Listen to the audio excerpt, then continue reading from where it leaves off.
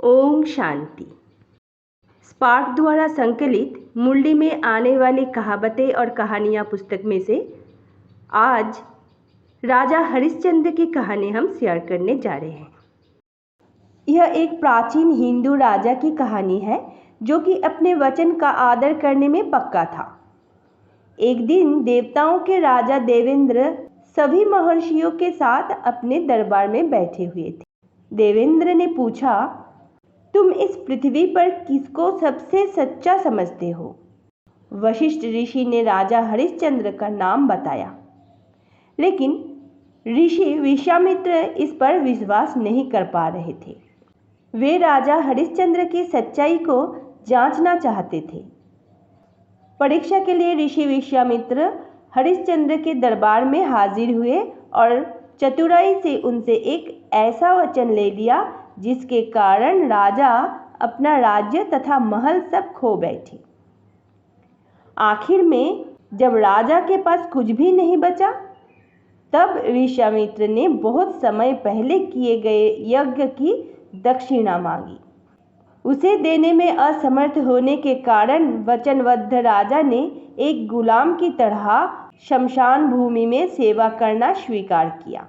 राजा की पत्नी रानी चंद्रमती एक अमीर आदमी के घर घरेलू नौकरानी का काम करने वाली बनकर रह रही थी। उनके जवान लड़के को सांप के काटने से मृत्यु हो गई थी। चंद्रमती मृत बालक को शमशान लेकर गए, लेकिन सच्चे हरिश्चंद्र ने उसका दाह संस्कार नहीं किया, क्योंकि वह दाह संस्कार के लिए पैसे नहीं दे सकती थी।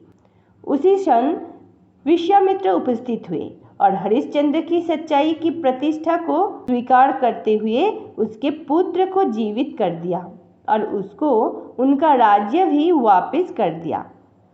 विश्वामित्र ने राजा को आशीर्वाद दिया कि तुम संसार में सत्य हरिश्चंद्र के नाम से प्रसिद्ध होंगे।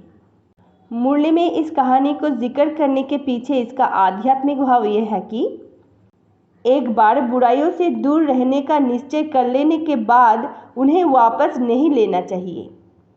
कुछ लोग अपनी गलती का श्रेय बाहरी परिस्थितियों को देते हैं, लेकिन बाबा इस कहानी से शिक्षा देते हैं कि कोई भी परिस्थिति हो, कैसी भी परिस्थिति हो, लेकिन एक बार शिव बाबा को बुराई दान में दे दी तो दोबारा गलती नहीं करनी चाहिए। इसलिए कहा जाता है, धरत पड़िए पर धर्म न छोड़िए। कहानी इतना ही था।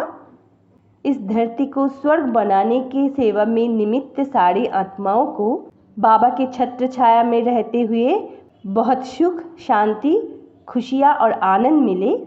इसी दुआ के साथ आज विदा लेते हैं। ओम शांति।